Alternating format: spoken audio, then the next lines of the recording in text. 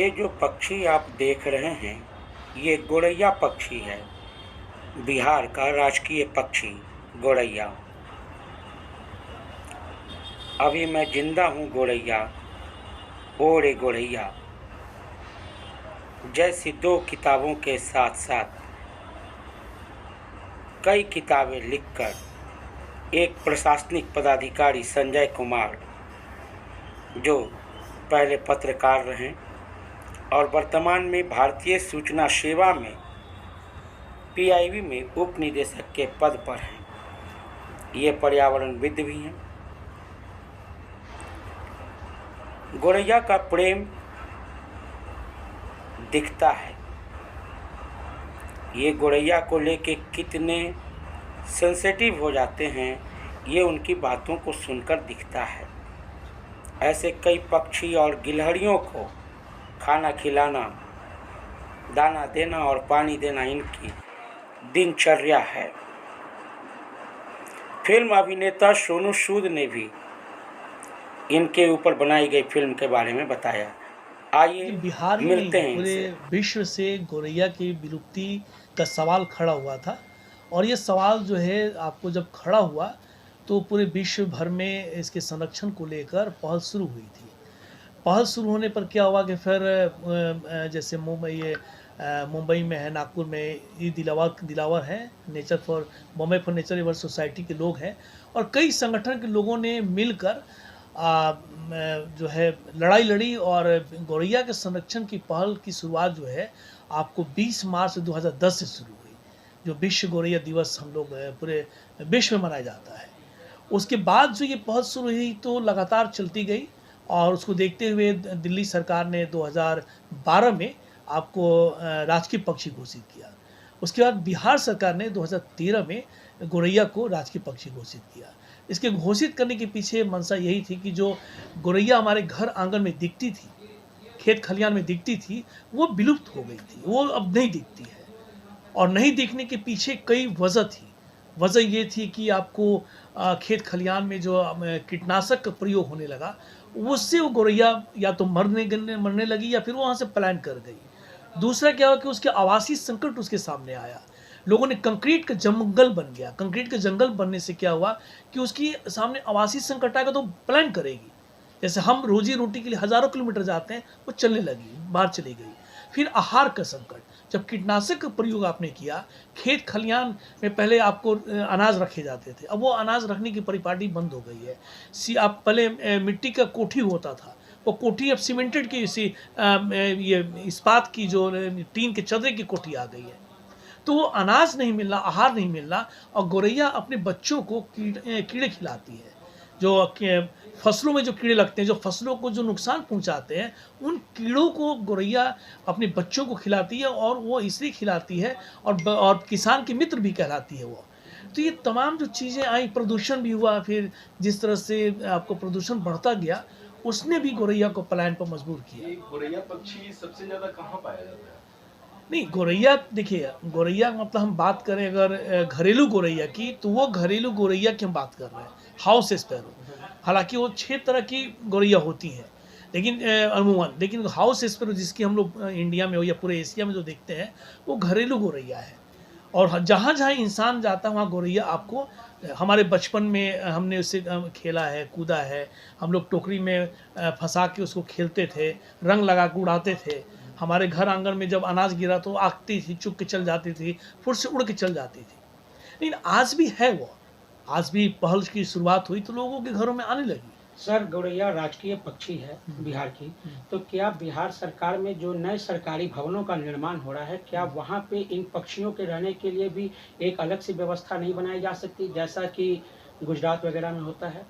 नहीं, देखिए, जब 2013 में राजकीय पक्षी की घोषणा इसकी की गई थी तो उसमें मुख्यमंत्री ने कहा था कि दाना पानी की व्यवस्था और बॉक्स लगाने की व्यवस्था हर सरकारी भवनों में लगाया जाएगा। उसकी व्यवस्था तो नहीं, मैंने कहा कि व्यवस्था तो होनी चाहिए, लेकिन शायद ये कहाँ तक पहल हुई उसको देखना पड़ेगा।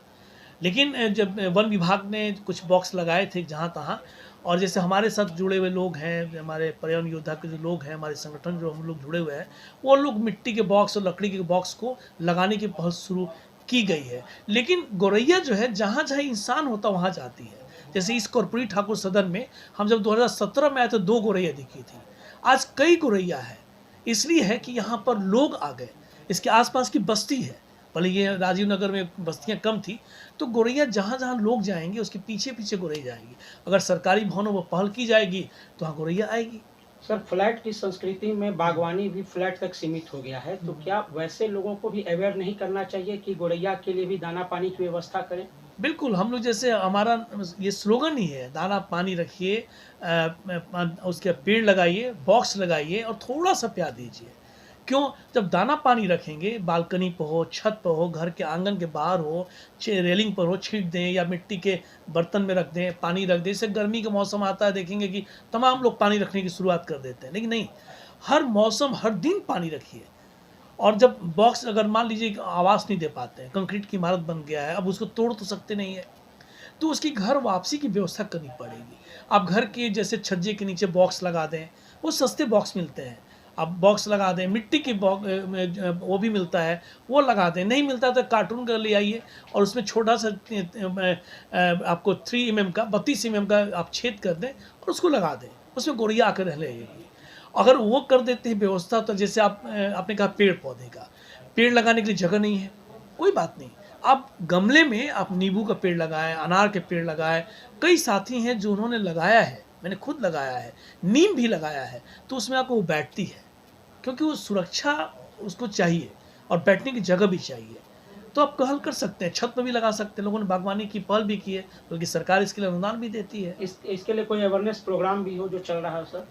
नहीं, इसके बारे में तो बहुत सारे तमाम संगठन लोग जुड़े हुए हैं, जैसे हम लोग अपनी पहल कर रहे हैं और अपने अपने स्तर पर लोग करते हैं। इससे बॉक्स लगाने की पहल करते हैं, दाना पानी रखने की पहल करते हैं, मीडिया भी करती है, मीडिया की बहुत बड़ी भूमिका है। तमाम प्रिंट मीडिया हो, इलेक्ट्रॉनिक मीडिया जो भी हैं, वो लोग भी अपील करते हैं। जैसे आज आप बात कर रहे हैं, तो आपके माध्यम से ये चीज़ लोगों के बीच जाएगी कि भाई अपने घर आंगन, छत, बालकनी, जहाँ भी जगह मिलता है आप दाना पानी रखें, थोड़ा सा प्यार दें। अगर गमला लगा सकते हैं, पौधा लगा सकते हैं, तो उसको लगाएं। तो एक मैसेज देने का काम होता है और पहल तो होती ही है। आने वाले समय में क्या लगता है कि गौरैया का जो सुखद अनुभव हम लोगों के बाद एक पीढ़ी देख पाएगी या नहीं देख पाएगी? नहीं, बिल्कुल ही बदलाव हुआ है। जैसे हम लोग लगातार काम कर रहे हैं, पिछले कई सालों से लगातार काम कर रहे हैं, जो गौरैया नहीं दिखती थी वो दिखने लगी है। एक रोचक मैं आपको बताऊं, जो डॉक्टर सलीम अली के बारे में चर्चा करते हैं, जो बर्ड्समैन ऑफ इंडिया के पक्षीमैन कहा जाता है उनको, उन्होंने सोनकंठी गौरैया को माना था और सोनकंठी गौरैया ने उनको सलीम अली बनाया था। सोनकंठी गौरैया मतलब उसके गले पर पीले रंग के स्पॉट होती है, धब्बा होता है, इसलिए उसको सोनकंठी बोलते हैं। बिहार के मुंगेर में, आपको जमालपुर में जो भीम बांध है वहाँ देखा गया है सैकड़ों की तादाद में। अभी पिछले दिनों गया में देखी गई थी। उसके बाद अरविंद मिश्रा हैं, अरविंद मिश्रा गरुड़ मैन ऑफ बिहार कहा जाता है, उन्होंने कई पूर्णिया में देखा था, बक्सर में देखा था। तो हम देखते नहीं हैं, हम अगर विज़न खोल के रखें, देखें आसपास में, तो कई तरह की चिड़ियों का हम देख सकते हैं। सबसे बड़ी बात क्या है कि जब दाना पानी आप रखेंगे तो दूसरे चिड़ियों का संरक्षण होता है। मैं बताऊं कि मेरे घर में बाज भी आता है, सिकरा भी आता है और दसियों तरह की चिड़ियाँ आती हैं।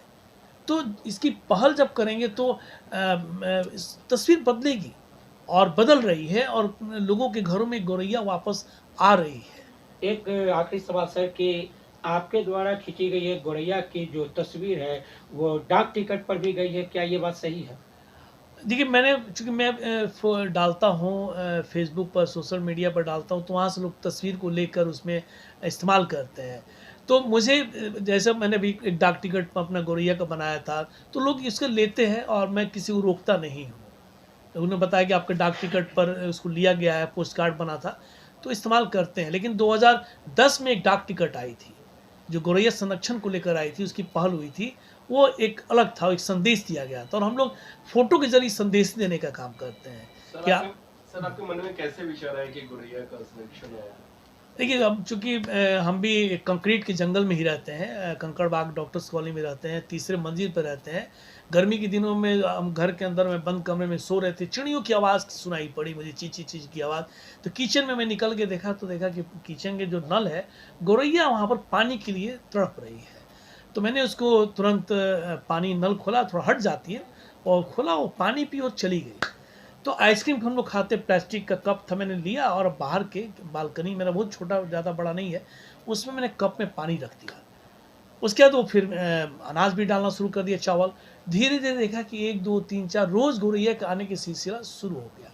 चूँकि हम एसी में, अगर बंद कमरे में भी हैं तो सुबह 5 बजे वो चिल्लाने लगती थी, अगर पानी नहीं है, अनाज नहीं है।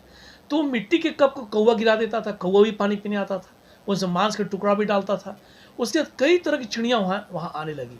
फिर मैंने उसको बदला, कप में जो आइसक्रीम का कप फिर थोड़ा बड़ा हुआ, मिट्टी का बर्तन आया, अब बहुत बड़ा बर्तन आ गया है, उसमें वो नहाती भी है। कौवा मतलब गौरैया ही नहीं नहाती, कई तरह की चिड़ियाँ उसमें आकर नहाती है। और मैंने रखा, एक छोटा सा भी रखा और पानी की लगातार व्यवस्था कर दी। अगर हम बाहर भी जाते हैं 2 3 4 दिन 5 दिन घर से बाहर जाते हैं, तो हम व्यवस्था करके जाते हैं कि वो पानी रहे और दाना रहे। दाना पहले रेलिंग पे छींटते थे, लेकिन मैंने लकड़ी का कई दाना बॉक्स बना रखा है और उसके लिए वो तमाम व्यवस्था जो 24 घंटे की व्यवस्था है। एक अखबार ने मुझे स्पैरोमैन ऑफिसर कहा था, तो मेरा मानना है कि देखिए, हम स्पैरोमैन हैं ऐसा नहीं है। अगर एक बच्चा भी गौरैया को एक दाना देता है, एक बूंद पानी देता है, बॉक्स लगाता है और उसके संरक्षण के लिए अपने आप को समर्पित करता है, तो वो भी स्पैरोमैन है। अगर कोई महिला भी अगर उसमें आगे आती है तो वो भी स्पैरो वुमेन है। हमारे मित्र हैं पवन जी, यहाँ पीआईबी में जब सीबीसी में चले गए, उनकी 80-84 साल की दादी मेरे लिए हर साल धान गूँथ के देती हैं, वो भी स्पैरोमैन दादी है अगर हम कहें तो। इसलिए ठीक है, स्पैरोमैन बाबा भी बोलते हैं, स्पैरो बाबा बोलते हैं लोग।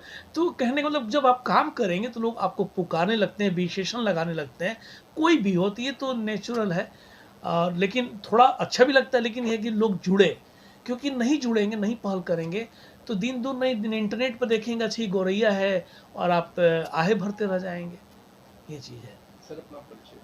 मैं संजय कुमार हूँ, भारतीय सूचना सेवा में हूँ और अभी फ़िलहाल प्रेस इन्फॉर्मेशन ब्यूरो पटना में उप निदेशक के पद पर कार्यरत हूँ और लेखक भी हूँ, कह सकते हैं मैं एक शुद्ध रूप से पत्रकार हूँ, सरकारी मीडिया में हूँ। और अब तक मैंने 13 किताबें लिखी हैं, 2 किताबें गौरैया पर है, अभी मैं जिंदा हूँ गौरैया और ओरी गौरैया। ठीक है।